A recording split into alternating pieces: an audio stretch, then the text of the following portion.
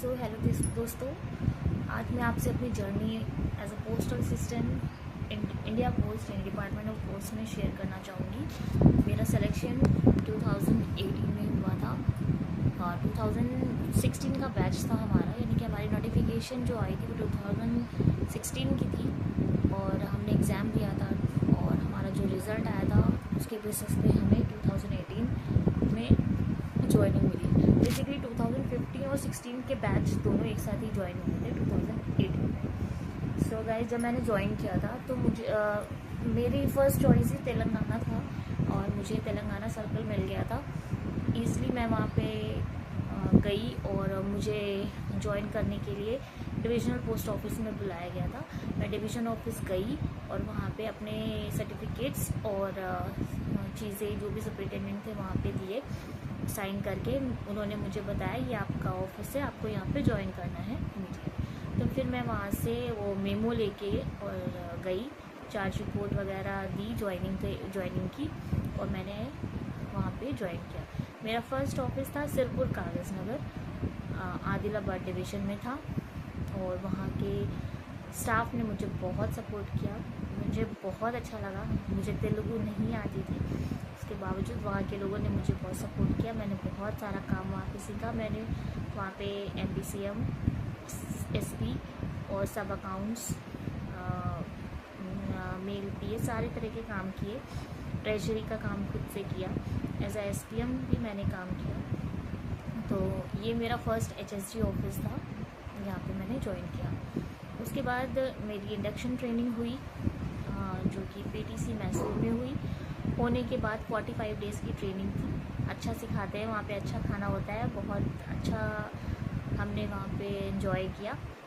आने के बाद वहाँ से मैंने वहाँ से ही लेटर लिखा था कि मुझे सेम ऑफिस में ही ज्वाइन करना है। बेसिकली क्या होता है, इंडक्शन ट्रेनिंग जब देते हैं तो आपकी पोस्टिंग आप कहीं भी कर सकते हैं, डिपेंड्स ऑन स्टाफ। और अगर शॉर्टेज स्टाफ नहीं है तो वो क्या करते हैं कि रोटेट कर देते हैं कि आपकी जहाँ पे इंडक्शन ट्रेनिंग के बाद में बेसिकली। तो मैंने लेटर लिखा था, रिक्वेस्ट लेटर पहले ही मेंशन करके दिया था कि मुझे सेम ऑफिस में ही ज्वाइन कराया जाए, क्योंकि मैं वहाँ अकेले रहती थी, मुझे बहुत परेशानी हो जाती थी रूम वगैरह ढूंढने में। तो वहाँ के स्टाफ ने मुझे बहुत सपोर्ट किया और मुझे वही ऑफिस मिला। मैंने वहाँ पे 1.5 साल की अपनी सर्विस की। सर्विस के बाद कोरोना आ गया और फिर मैं घर पे ही थी। मैंने कोई काम नहीं किया, बट मुझे सैलरी मिलती रही। उसके बाद मैंने घर से ही टेम्प्रेरी ट्रांसफ़र की रिक्वेस्ट डाली। टेम्प्रेरी ट्रांसफ़र की रिक्वेस्ट बेसिकली क्या होता है कि हम डिवीज़न को लिखते हैं, डिवीज़न वो RO में फॉरवर्ड करता है, RO वाले सर्किल ऑफिस को देते हैं। मिल जाता है ईज़िली, कोई प्रॉब्लम नहीं होती है। तो मुझे आसानी से मिल गया टेम्प्रेरी ट्रांसफ़र। मैं वापस से सिटी में आ गई। मतलब मैं डिवीज़न ऑफिस में पहले आदिलाबाद डिवीज़न में थी, मैं हैदराबाद सिटी डिवीज़न में आ गई। आने के बाद मैंने वहाँ पे ज्वाइन किया। फर्स्ट मैं टेम्प्रेरी ट्रांसफ़र में अंबरपेट ऑफिस में मैंने काम किया।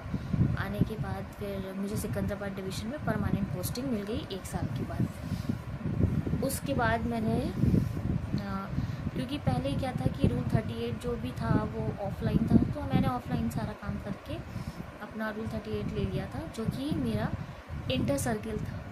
इंटर सर्किल मतलब अगर हम एक डिवीज़न से दूसरे डिवीज़न में जाते हैं तो हम इंटर सर्किल ट्रांसफ़र लगाते हैं। पहले जो मैंने रूल 38 लिया था, मैंने अपनी सर्विस में 2 रूल 38 ले चुकी हूँ, एक इंट्रा एक इंटर। तो इंटर लगाने के लिए फर्स्ट वाला मैंने मैनुअली अप्लाई किया था। सेकंड में यानी कि जब मैं तेलंगाना से यहाँ आई, सिकंदराबाद सर्कल से गाज़ियाबाद ये UP सर्कल में आई, तो मैं तेलंगाना सर्कल से UP सर्कल में आई, तो फिर मैंने रूल 38 फिर से इंटर सर्कल लगाया और मैं यहाँ आ गई। आने के बाद फिर मैं पहले तो मैंने जो रूल 38 अप्लाई किया था वो मैनुअली किया था। करने के बाद विदिन 6 मंथ्स मुझे पोस्टिंग भी मिल गई थी और मैं सिकंदराबाद डिवीज़न में मैंने काम किया। 2022 में से लेके मैं 2024 तक वहाँ थी। फिर 24 फेब में मैंने अप्लाई किया, नहीं सितंबर की साइकिल में मैंने अप्लाई किया था 23 के, और 24 के मार्च वाली साइकिल या ऐसी कोई साइकिल में थी, मुझे वो मिल गया था। फिर मैं मतलब जुलाई में मुझे पता चल गया था कि मेरा ट्रांसफ़र यहाँ पे हो गया है गाज़ियाबाद डिवीज़न में। गाज़ियाबाद डिवीज़न में मैंने ज्वाइन किया और यहाँ पे मैंने हेड ऑफिस में ज्वाइन किया था।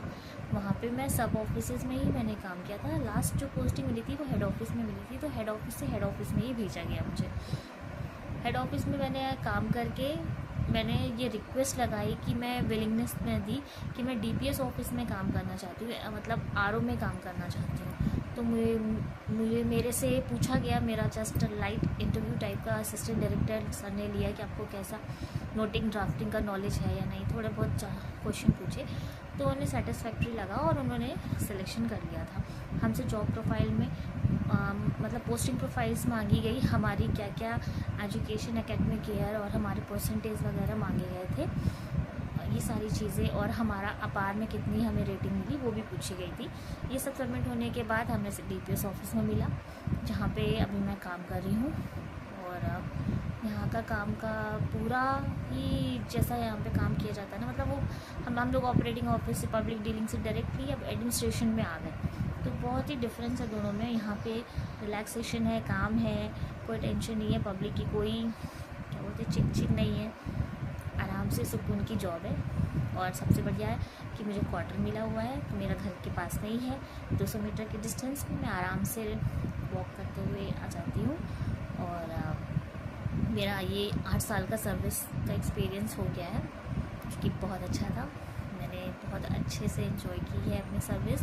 मुझे कहीं पे कोई भी किसी भी तरह की परेशानी नहीं महसूस हुई, अच्छे लोग मिले, सपोर्टिव मिले, और मुझे हमेशा आगे बढ़ने के लिए प्रोत्साहित करते गए।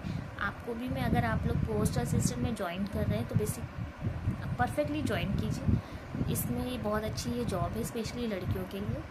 किसी भी तरह की कोई परेशानी नहीं आती है, आप बस अपने अच्छे से काम कीजिए, चाहे वो सब ऑफिस हो, डिविजनल ऑफिस हो, या आरओ हो, या सर्कल ऑफिस हो। थैंक यू, बने रहिए मेरे चैनल पे। आपको किसी भी तरह की इन्फॉर्मेशन चाहिए कि कैसा काम होता है, रूल 38 कब अप्लाई करते हैं, या कब इसकी साइकिल आने वाली है। अभी अपार के कोर्सेज चल रहे थे, जो कि आप लोगों ने 31 मार्च तक कंप्लीट कर लिए होंगे शायद। उसमें 8 कोर्सेज थे जो सभी को कंप्लीट करने थे। ये नोटिफिकेशन जारी हुआ था, और ये सभी पोस्टल असिस्टेंट और सॉर्टिंग असिस्टेंट्स को करने कंपलसरी है। इवन आईपीओज वगैरह, डायरेक्टर, इक्विवेलेंट, स्टेनो, सबको ये अपार के 7 कोर्सेज करने कंपलसरी थे। तो होप आप लोगों ने करे होंगे। Thank you. किसी भी तरह की इन्फॉर्मेशन चाहिए तो प्लीज़ आप कमेंट बॉक्स में कमेंट कर सकते हैं। मेरे चैनल सब्सक्राइब कीजिए और बने रहिए। Thank you so much.